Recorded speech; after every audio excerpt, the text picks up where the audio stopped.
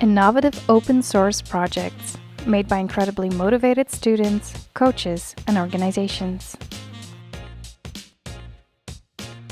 All right, Anastasia, I'm going to give you the floor. Thank you so much for preparing everything, and I look forward to participating. Good luck. Perfect. Thank you, Meet. So hi, everyone.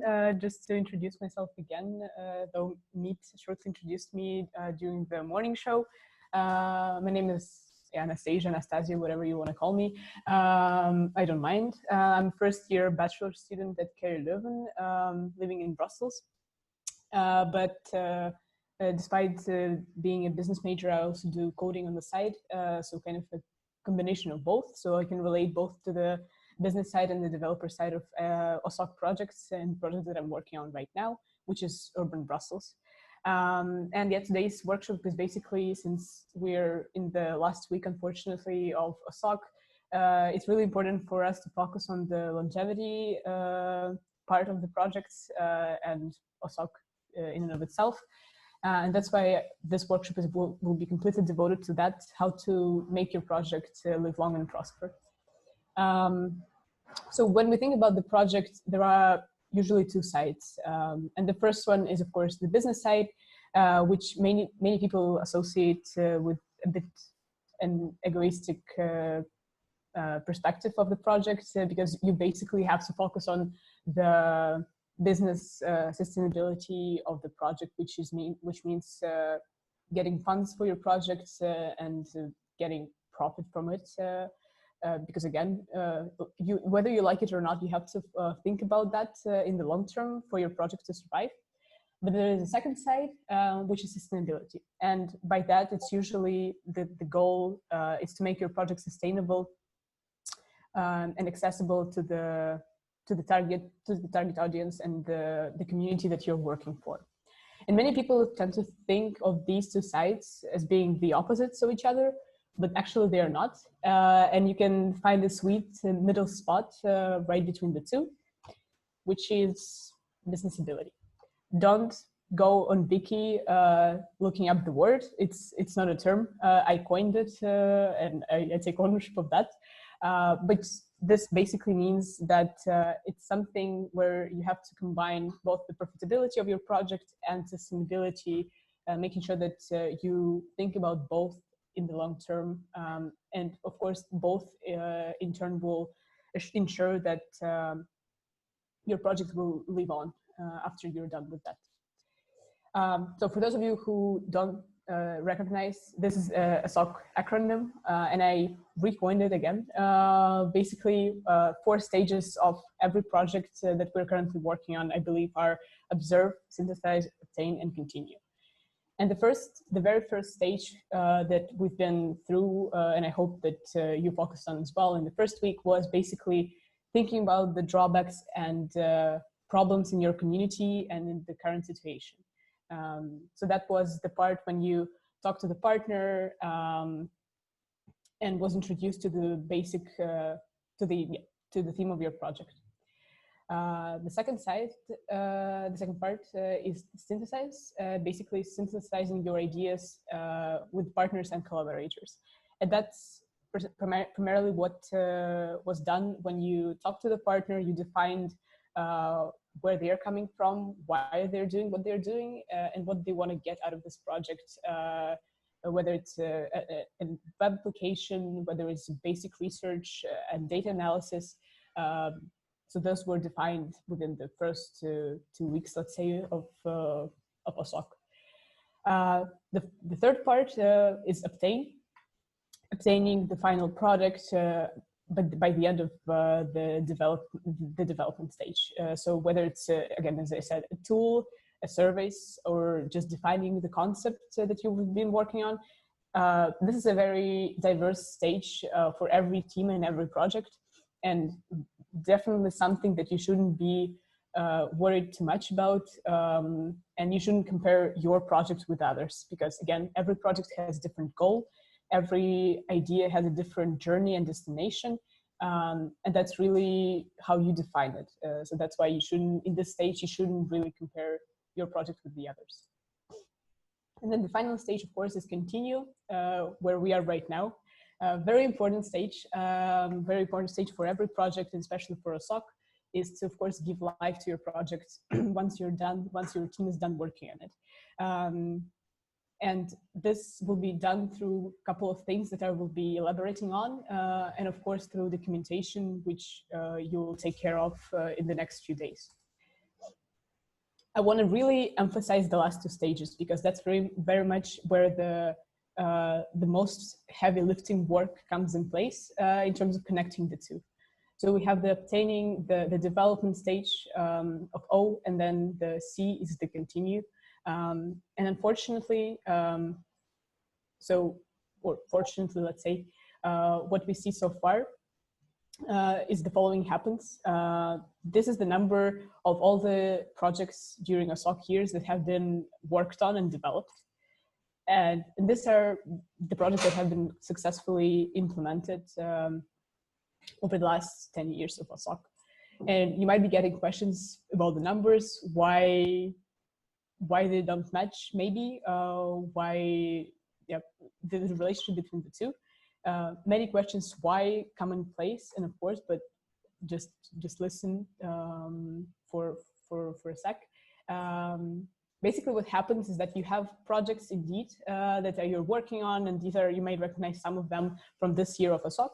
And then you have the two final stages that I talked about, the development and the continuation stage. And of course, it's very important in the last week that we have left is to create kind of a bridge between the two, to again ensuring the longevity of the projects. And it can only be done if you focus on three things. First is individual dynamic, what is the project for you personally. Then the team dynamics, where your team stands, and what are the goals of the project and for the team in this project, whether they want to continue working together or not.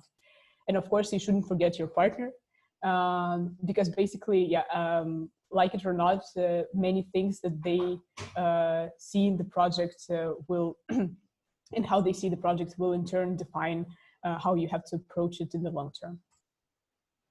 So firstly, I want to focus on the individual dynamics, because of course you want to be able to firstly define what the project means for you and your personal attitude and your personal goals for the project. Then why do you have to do it? Well, if you define your goals in the long term, whether you're working, whether it's regarding this project or just in general, any other long-term goals in your life, of course, you ensure your progress and efficiency, because then you can pinpoint specifically what you have to work on and what you want to get out of this project. And how, basically asking the right questions, asking yourself the right questions. You can have a small chit chat with yourself, nothing wrong with talking to yourself. Nobody's gonna know. I'm not gonna tell anyone, I promise. These are some ideas, let's say, and the questions that you can ask yourself. Is it an experiment to test my skills? And again, an experiment, and I want to highlight that, an experiment is not necessarily something that is done and then you drop it. The experiment is very much something that can evolve once you're done with the experiment. It can evolve in another experiment and another research that you're following on with. Yeah, maybe it's a Kickstarter project that you very likely to you can pick it up after a SOC. Is it something that's benefiting your community? Should I drop it? Very important question, and nothing wrong, and you shouldn't be ashamed of asking and then answering the question. Just being honest with yourself, because if you're not interested and you want to drop it, I would say go for it. Don't push yourself because you feel pressured. It's really an honest question to ask. And then, of course, who and how will take care of this continuation? Because if it's not something that you want to do, you have to make sure that there is someone behind that who's going to take over. And then two last questions, very important as well. Do I want to get paid if I continue with that? Because of course, right now we're being paid as students who are working on the projects, and then later on, if you want it to be on the voluntary basis, or you want to basically get employed. And last but not least is do you have time? Do you have time, resources available to get full on with the project after osoc is over? Because believe me or not, it's going to require time and effort, and that's definitely not something that you want to stretch yourself over. So once you're done with your individual side, moving on to the team dynamics, because now you're fully a complete individual, and you can actually work with your team and collaborate with your team to define then the team goals of the project. So what it is, the team dynamics, again, as I said, defining long-term goals for the project as a team. Straightforward, that's what you're going to be doing this week over the next few days. Why do you have to do it? Well, to understand where this team stands, because without that understanding, you basically have no starting point. Your project has no starting point, and you created this baby, but then where to guide it, you have no idea, because you don't know where you are. And how you can do it, just coming up with a really simple but right, and that's really important, evaluation system for your team. And here I have some suggestions. So first, you can look back over the last 2 weeks and already understand the skill set and work ethic that every member of your team has. It's a really easy thing to do. The most important component and part, I would say, would be to really be honest with each other and yourself as well. Once you have that, you can ask your teammates the motivation and interests in continuing the project. Maybe someone wants to drop it. Again, nothing wrong with that. Maybe there are actually people who want to continue working on that, but they need support and they just can't do it on their own. So that would be something to ask your coach, for instance, what would be the possible solution to that. Once you have the motivation and interest defined, you can very likely and very easily to implement it in your documentation and long-term ideas, because then you will already know people who would want to continue and what assets they can bring to the project after osoc. And finally, the continuity theory, that's how I call it, and this is not a coding term, so you can look it up. It's a legit thing. Continuity theory basically will be defined in terms of the longevity of the project, and you basically will bundle up all the three components together. So you would have defined skills of people who will continue, people necessarily, of course, defined who want to continue, and the documentation will be a starting guide, more like a map for people who want to take over and go forward with the project. The third side is partners dynamic, and what it is at this point, of course, understanding the goals of the partner. And of course, I hope that you talked to the partner at the beginning, and that was clear for you where they stand on the project.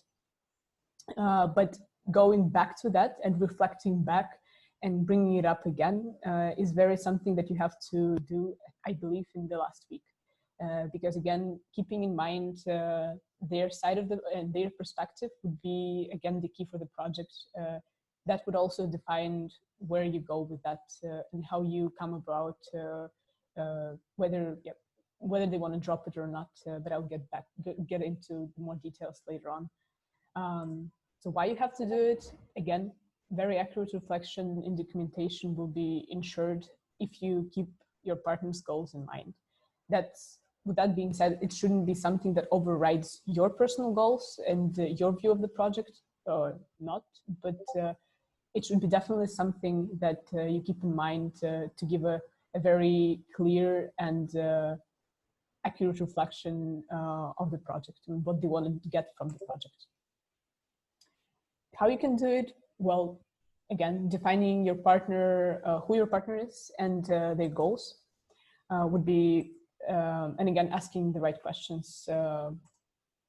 And also one thing that you can incorporate in the how you can do it is basically starting with a simple question.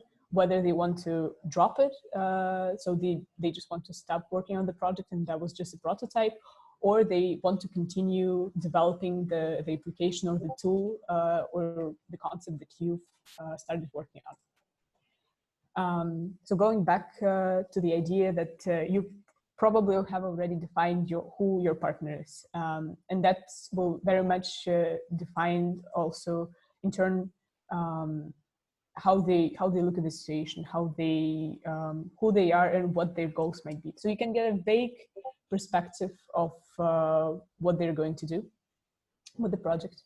And of course, the first question is going basically to ask them, or again, bring back those memories of the goal of the project and what it was. So it could have been an experiment, which I mentioned before. It could have been just a proof of a concept, or an outlined project, which is basically just going into details in what they wanted to see. Maybe it was like an actual legit web application that they wanted to see at the end of osoc. Maybe it was just done for their visibility. You know, they just needed some hype, which is nothing bad about that. So they just did it for the sake of visibility, or even maybe for advocacy. Again, something that was done just for the external affairs, more or less. The next question I would definitely ask the partners, or at least define with them, is actually, is there a future of the project that you've started working on?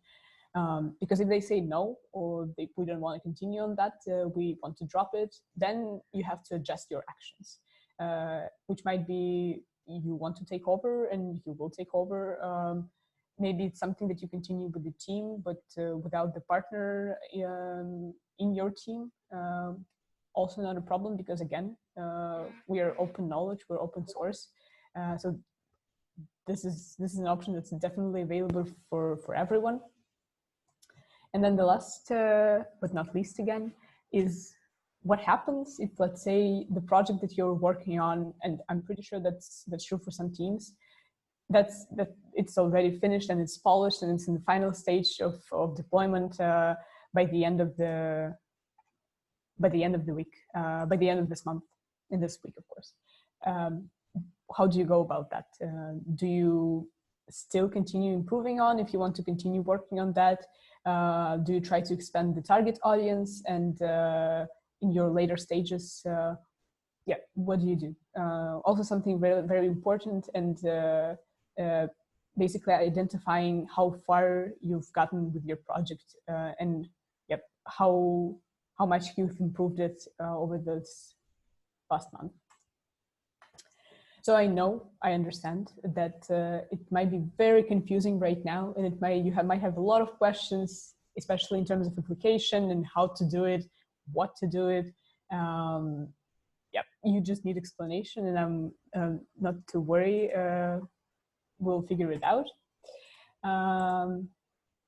We'll figure it out actually right now by a concrete example.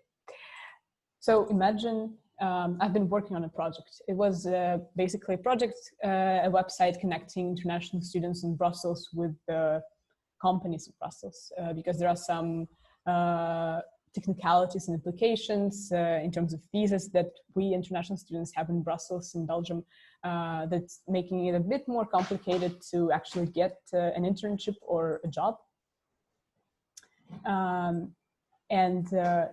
So let's say I created this application, this tool, a website to connect the two, corporate and the student side. So partners are happy, I'm happy, my team is happy, hopefully. So we want to go on. I want to continue working on the project and define what's the next stage is. So how do I go about it? So first, of course, I started with myself, individual dynamics. So let's say I ask myself, do I actually care? So do I want to work in the public service? Because that's primarily what this whole thing is about, right? I'm serving someone, I'm serving, in this particular case, international students and companies in Brussels. Is this something that I'm actually interested in? Do I care, again, about the target audience? Maybe I have nothing to do, or I don't even want to bother thinking about international students? Why would I care? Or is this exactly my field of interest? Those are the questions that I want to ask myself before I do anything else. Because if the interest is not there, you're not going to care. As much as you want this project to be on your CV, if you're bored working on that, and if it's a burden, you're not going to continue. Then again, the second one would be, of course, do I have time? Which also comes in place, as I mentioned before. Really plan ahead your availability, and if you don't have that, don't go for it. Then again, let's say if I care and if I have time, what is exactly that I want to develop that we didn't have time for during osoc? Maybe I want to just add some extra features to the application. Maybe I even want to take it a step further and make it an app that people can download and use it even more easily. And lastly, what is it for me and how the project looks like in the long term? So maybe it's something that I want to introduce to universities, because again, international students are very much an audience of themselves, of their own on campuses, especially now. Or maybe, just maybe, I even want to make it a global platform for students. Who knows? Maybe I'm that passionate about the topic. Next, of course, I will move on and think about the team dynamics, something that I will probably talk to with my teammates and what we want to get out of it. And these are the following guidelines. So the first one would be, do we have students in the team who want to continue? So just getting some contact information and defining next steps with those who identified themselves as someone who wants to continue. And then the next one, of course, what is this project for the partners? Also, before even talking to the partners, maybe just thinking ahead of time or keeping that in mind as you work on the project, whether it's a prototype, a test of concept, or a long-term solution for something, a concrete project. And then the last one would be, again, reiterating the fact that you have to think about the whether you want to get employed in the long term, because the money question will come up at some point, and the earlier you think about that, the better. Basically, especially since we all are students, it's also something to keep in mind, whether you want it to be a full-time job, a part-time job, or basically, or something that you're going to continue, or you want to continue working on after you're done with your studies.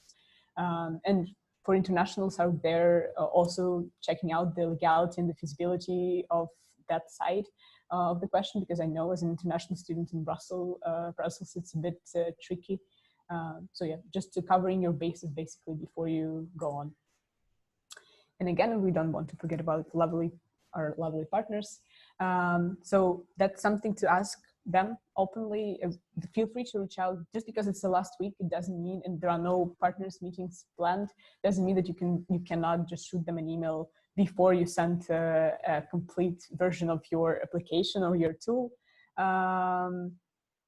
So something that to reach out for would be, again, asking for the plans for the project and their goals, whether they want to simply drop it, maybe develop it further and continue working on that, or just it was purely a test of their ideas and they don't want to do anything about that. Then how much of the project maybe they want to implement. Maybe it's just a very small increment of what you worked on that they want to implement, and they want to leave the rest. Also something to keep in mind, and again, something that's worth focusing on for your documentation as well.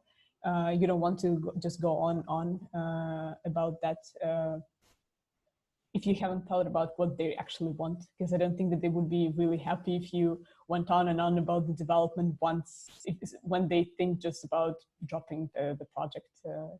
So you also have to have right expectations aligned with what they expect. And then the last one, of course, is that, is there a future for the project? So if I'm thinking back to my example of the app for international students, I want to think about well, do I want to expand beyond Belgium? Do I want to make it, do the partners want that as well? Who I'm working for, maybe they want to actually build a network of international students in Brussels or in Belgium. And that's something that I can work on later on as I go on with the project.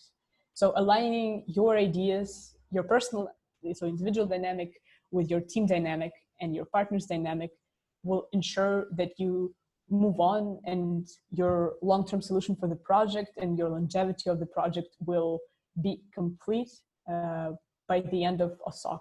And that's something that's really important if you want to give life to your project. And as the theme of the presentation is basically make your project live long and prosper.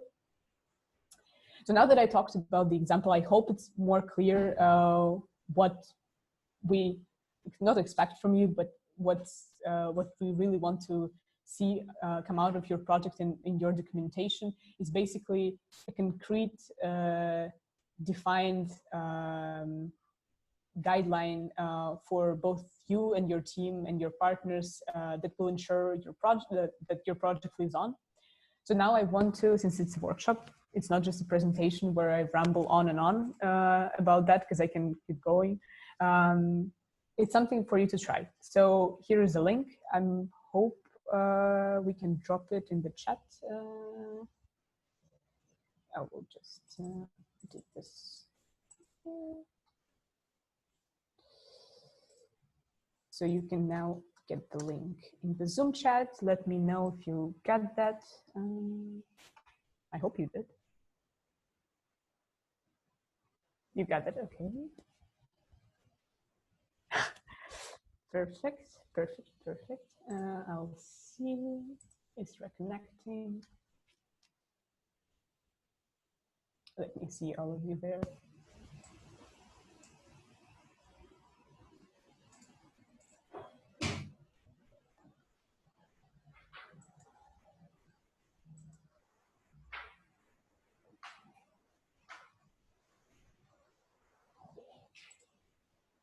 Okay, those of you who they should get a notification in there.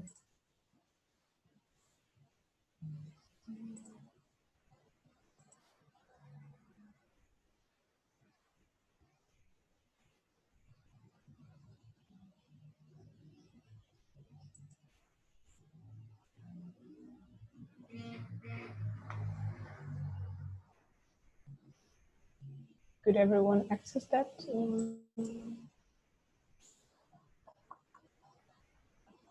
Okay, it's important.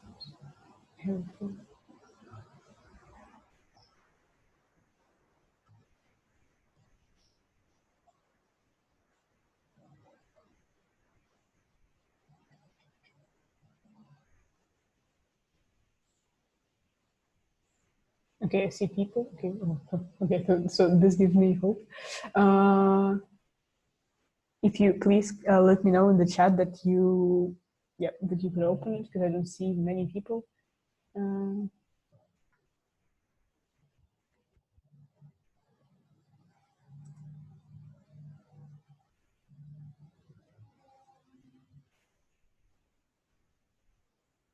You requested access. Okay, let's see. You have access already.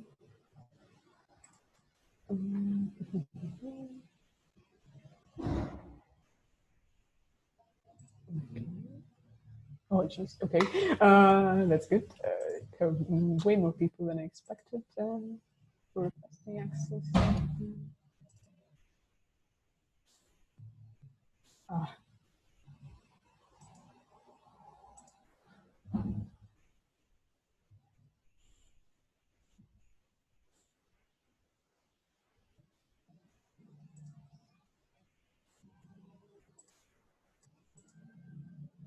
I'm sorry, people. It's taking too long.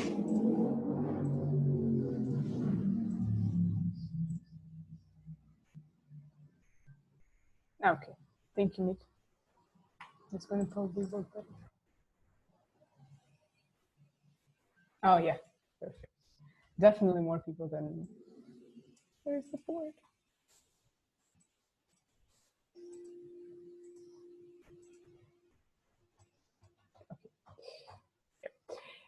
So if everyone joined, as says in the next to the project name, you can, yep, let's see, yep, there you go, Meet. Yep, so just select the board. Starting with the project name, it's going to automatically select, and then yep, you can click on that, hold Alt. Yep, there you go. I think it was, yep, as far away from everyone as possible. Indeed. Okay. Okay, I see people working. Wart, you're traveling all over the place. Yeah.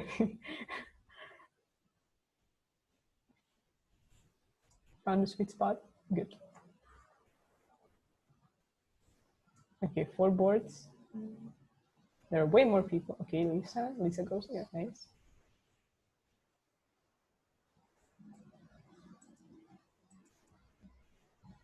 There are more people on Zoom than I see. Oh no, plus 20. Oh no, never mind. That's good. Yeah, wait for everyone. If you're done, maybe yeah, just text real quick in the group chat so I can see who's done, and we can continue, because it might be a bit confusing what you have to do. So if it doesn't work, please let me know. I will create one for you, because sometimes it behaves weird. yeah, thank you.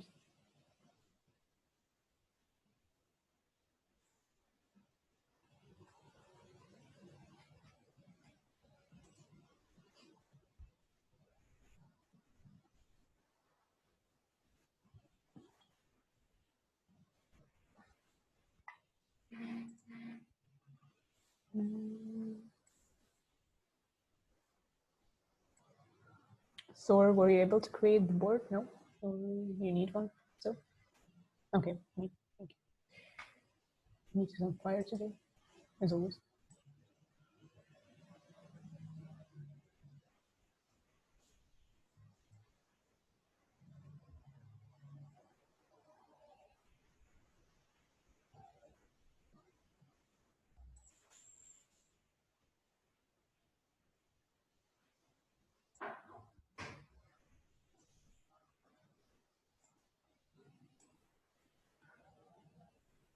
All right, I think everyone is done, I assume, more or less. Yeah, if you have any problems, yeah, me either. That's why I'm asking.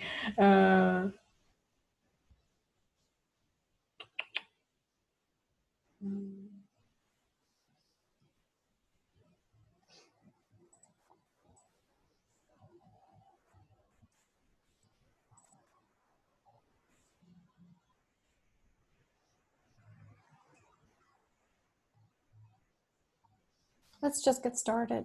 Yep, no problem. Yeah, so if you have any questions, or you can just drop in the chat, but I will continue. So yeah, going back, basically, what's the idea is with the board is that you have different tags. You have 3 tags. Oh no, that's not what I want to do. You have 3 tags. I want to continue, nah, not my thing, and I want to continue, but I need support. Please add the tags to the following, to every box that you're working on, whether it's an individual column, a team column, or a partners column.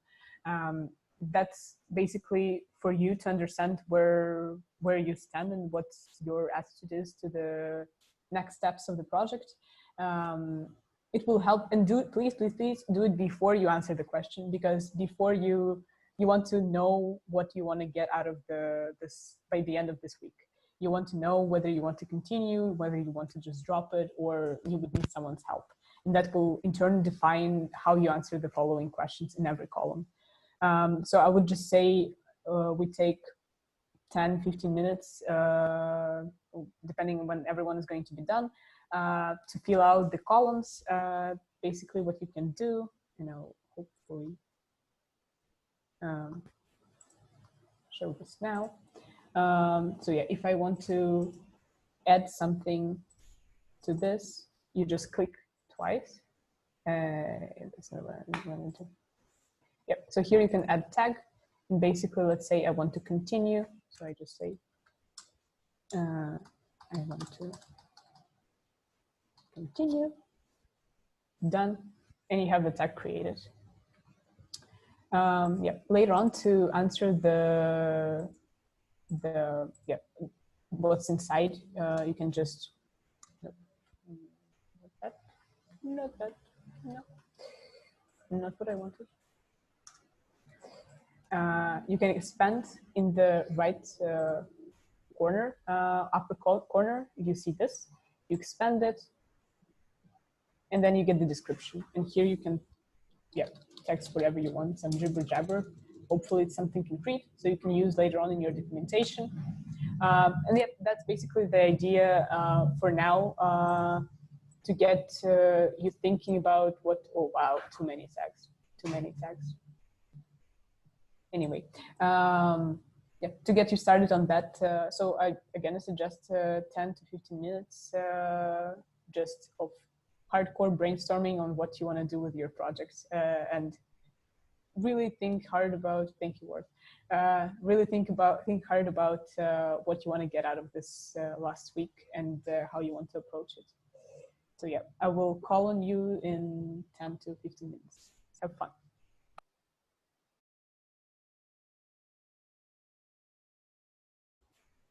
All right, I think we're getting there. I think it was a bit confusing with the descriptions, but that's something you can continue with within your documentation, so that's not a problem. I like seeing tags. And I like seeing green tags. I think neat as well. That people want to continue working on that. So that's something really nice. I think most of us are done for what I see. Let me know in the chat if you need a couple of more minutes or you want to, or you're done. Okay. I'll go on, but I hope that it gave you a better idea and a clearer perspective on your projects, even if you completed only one column, which is individual dynamic. That's already a start. And of course, later stages you can continue with your team during this week, so you still have time. So just to wrap it up a bit, as we all know, this is documentation week, and you already have the handover document in your Drive folder with your project name on it, and we included a section longevity, which you can basically dedicate to increments of this workshop to 3 dynamics that I've covered and we explored today. It would really help a lot to progress with your project and for your baby that you created this month, for it not to just to get a clearer understanding and for it not to be wasted, let's say, or just to fade away after this month. So that was basically it. I thank you for joining this workshop. It was my first one, and since I'm a student, this was also something very exciting for me, and I hope for osoc in general, because we haven't done anything in terms of longevity, just as a theme for the project. And I really hope that you learned something and that you will be able to implement something that you learned today in your projects, and we will see polished documentations with clear agenda and guidelines for later on continuity of your projects. And just a final touch, I wish you success and good luck this week. And I hope to see you at the demo day. And of course, go forth and make your projects live long and prosper. Thank you for joining. Thank you so much, Anastasia. This was great. No problem. We'll ask the participants for feedback later so we can improve on it, because it has to come back next year, as you just saw in the comments. I don't have a choice. You don't have a choice. Yeah. So that's nice. And thank you for everyone that attended. This was a success. Good job. Great. I'm happy. Bye, Okay. everyone. Bye. No, it's